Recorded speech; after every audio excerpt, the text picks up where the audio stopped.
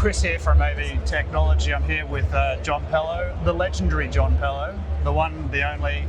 We were just reminiscing that I first interviewed you in like the early 2000s. You'd just finished doing 3 tenors at the Forbidden City, and you were telling me all this great detail that you didn't tell me 25 years ago about how you received brand new, out of the box Meyer M3D line array especially for that gig. Is that right? We did indeed. And what was interesting about that concert, Chris, it was the first time that Western artists had ever been let into the Forbidden City. Right. It was the very first time Western artists ever performed there, and it was a huge success, but setting up for it was crazy. Yes. Just crazy. Yes. The equipment came out of the local TV station, and the mixer looked as if it had been in storage for 20 years, but it worked. We got it all going in the end, but it was a bit of an epic. So can you remember what the mixing console was? It was a Cadec F-Type. Right, yeah. Which would have been your jam, would it? In those days, it was one I used a lot, because it was, if there wasn't a digital desk around, then that was my favourite desk, Yeah. Good sound, they were very good sound, very reliable as well. So you've had a long association with Meyer Sound, which is where we are now. We're grateful for the Meyer Sound hospitality and the comfortable couches. But so can you describe, I guess, sort of how you formalised your arrangement with Meyer and grew into the sort of the position of the role of head of, I guess, Constellation and what that was like for you? Well, yeah. What happened, I was a recording engineer for Decca, the record company, and in my earliest days as a sound engineer, I was sent off to some of the most wonderful acoustics in Europe, like the Concert House in Vienna, the Musikverein, the Concertgebouw, all these famous halls. And Decca eventually realised I was awful at languages, so they sent me to America, and that's where I made my main career. But at the same time, overlapping that, from 1985 onwards, I started mixing concerts with Pavarotti, open air, and in sports venues. And I had the great privilege very early on in that process to work with Meyer Sound. And Meyer were able to take this to a whole new level, along with the brilliant engineers that they brought along with them. And that was it. That was me wedded to Meyer Sound, and that was 40 years ago this year. So, right. So what was the Meyer DNA that gelled with you so remarkably? Do it right. Just do it right, even if it costs a lot of money. Don't do things to a budget. Do things properly, and that, I think, has been the whole philosophy of John and Helen Meyer right from the get-go in 1979 when they founded the company. And I'm immensely proud of not just John and Helen, but all of the wonderful colleagues I work with at the company, because they're lucky enough to have got some really good people together over the years. Really good. So I guess Meyer was, would you say, the first kind of to do what Constellation does? Well, there were systems like it, but there were. But to sort of formalise it as a solution, I guess. Or? Yeah. Well, what happened was that obviously, with my background in classical music, it was natural that if Meyer were going to do an electroacoustic system, that I'd be a good sort of person to have around. But the technology on which Constellation is based was written by our friend in New Zealand, Mark Pelletti. The algorithm was designed by Dr. Mark Pelletti, and Mark has been working with us ever since to develop that. But initially, the algorithm was licensed to the Canadian company LCS, and LCS also wrote the software for our original Galileo, a loudspeaker management system. And because they were so successful at that John Meyer ended up buying the company. And with it came some very brilliant minds. And they have taken that to a really good level in combination with John Meyer to make Constellation what it is today. Sure. So what is it about Constellation that's so compelling? I guess, for you personally, like as far as, is it the fact that it's modifiable, that you can kind of change the apparent acoustic of a space, or is it about the fact that you can sort of reasonably cost effectively fix a problematic space, or I guess there's many things to many people, or like how would you sort of characterize it? I think the most important thing about Constellation is that we can really optimize the room for any type of music. Obviously, we can't reduce reverberation with Constellation, but we can certainly increase it.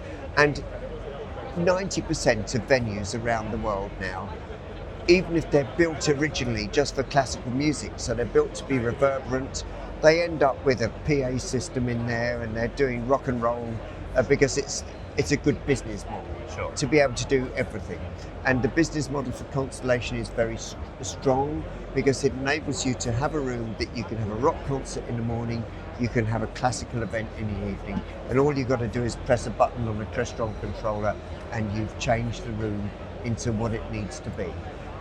The other thing I would say, Chris, is that it's very important for musicians to be in the right acoustic.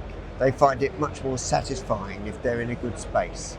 People make better music, ensemble is better, people feel better, and it's a better experience for the audience as well. So there's lots and lots of reasons.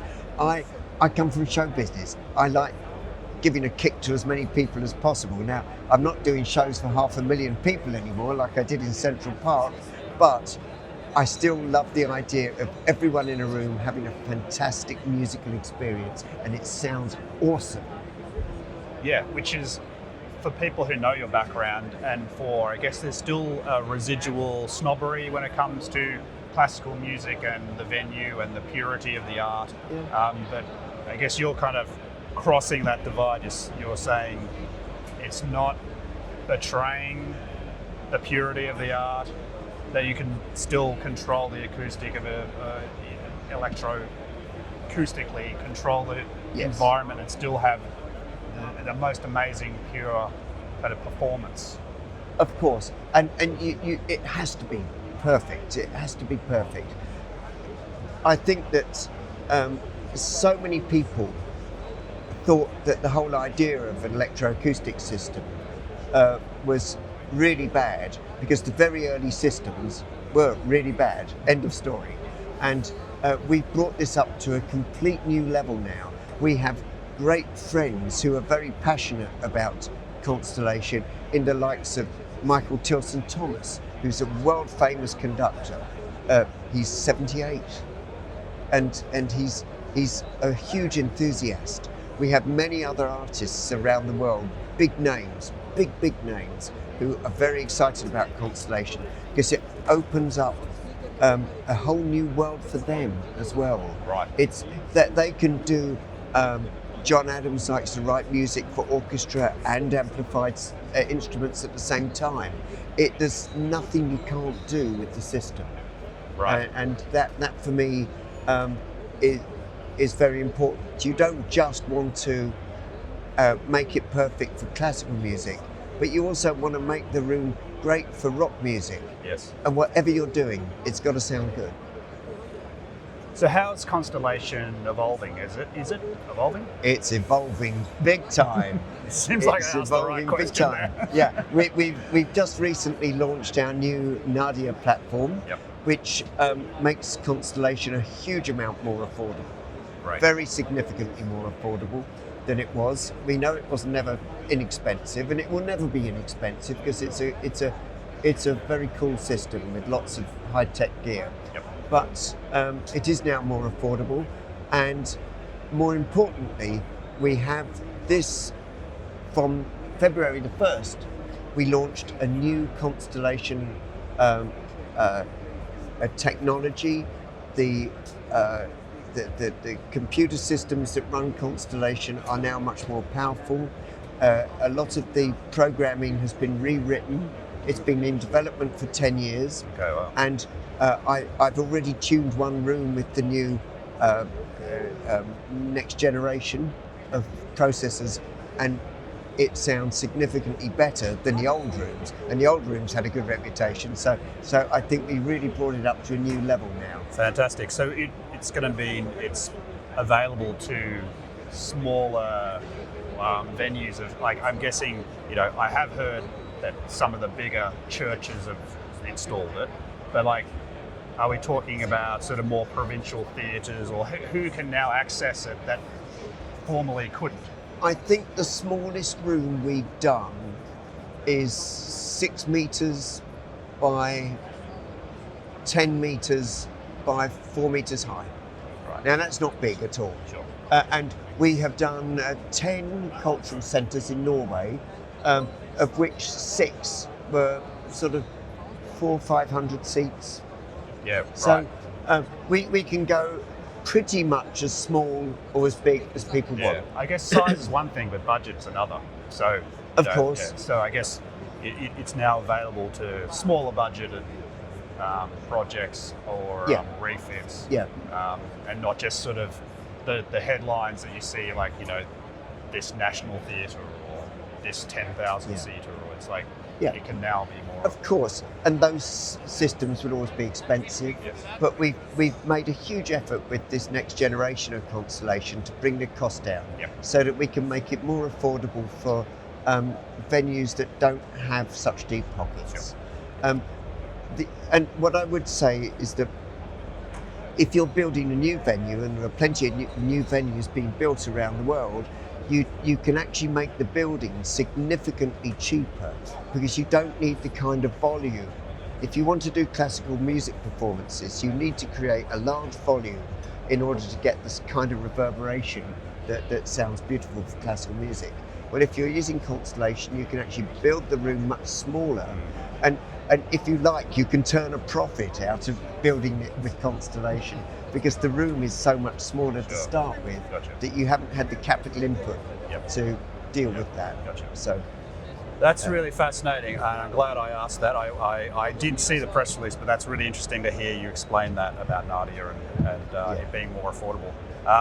I think that's it from me, John. I appreciate your time, and I keep rocking.